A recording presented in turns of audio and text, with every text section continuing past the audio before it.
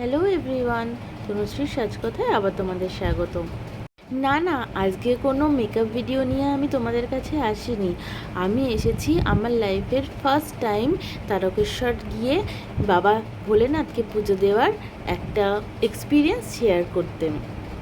আমাদের বাড়ি থেকে তারকেশ্বর যাওয়ার পথে একটা লঞ্চ ঘাট পেরোতে হয়।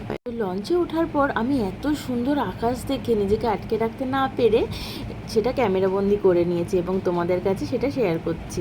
তোমরা যারা ভিডিওটা দেখবে তারা অবশ্যই আমাকে জানিও আকাশটা কেমন লাগলো। লঞ্চ পেরিয়ে বাসে করে আমি যখন তারকেশ্বর পৌঁছালাম তখন দেখি চারিপাশে প্রচুর মানুষের সমাগম, আর চারিদিকে ভলভো বাস, গাড়ি, বিভিন্ন রকমের গাড়ি এসেছে এবং সবাই সেখানেই রান্নাবান্না করছে। যেহেতু আমি আগে কোনোদিনও তারকেশ্বর যাইনি, তো এটা আমার কাছে খুবই এক্সাইটেড। অনেকেই হয়তো তোমরা আগে গেছো, কিন্তু আমি এই ফার্স্ট টাইমই যাচ্ছি। তো এমনও অনেক আমার বন্ধুরা আছো যারা কোনোদিনই তারকেশ্বরে জল ঢালতে যাওনি বাবার মাথায়।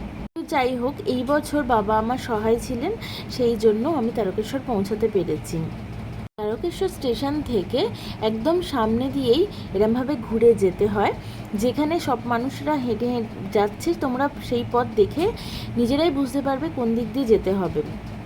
এবং যাওয়ার পরে তোমরা ওখানে রেস্ট নেওয়ার জন্য বিভিন্ন লজ পেয়ে যাবে, যেখানে তোমরা রেস্টও করতে পারবে, আবার ড্রেস চেঞ্জ করে দুধ পুকুরে চান করে ঠাকুর পুজো দিতে যেতে পারবে।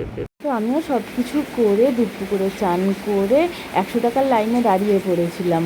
হ্যাঁ, 100 টাকার লাইন মানে হচ্ছে এটাই, সেখানে 100 টাকা দিয়ে তোমাকে প্রবেশ করতে দেবে এবং বাবার মাথায় জল ঢালতে দেবে। এবং যদি তোমরা 100 টাকা দিয়ে লাইন না দাও, যদি নর্মাল লাইন দাও, তাহলে তোমাকে অনেকক্ষণ দাঁড়াতে হবে এবং তারপর তোমরা যেতে পারবে।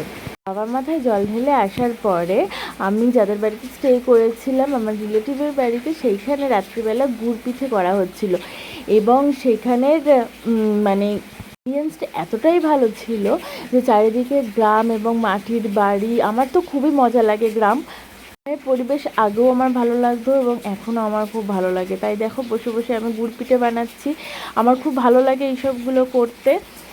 একদিন সকালে দেখো আমরা দামোদর নদীতে ঘুরতে এসেছি, জলটা দেখো কতটা পরিষ্কার এবং কতটা স্বচ্ছ, কি সব নিচেটা দেখা যাচ্ছিল, কিন্তু মনে হচ্ছিল যে জলটা একটুখানি, কিন্তু তা নয়, জলটা অনেকটাই। আর এখানে একটা ব্রিজ আছে, সেই ব্রিজ দিয়ে আমাদের এপার ওপার করা যায়, সবাই করে, কিন্তু আমরা করিনি। আমরা ব্রিজের ওপরে অনেক রিলস বানাচ্ছিলাম।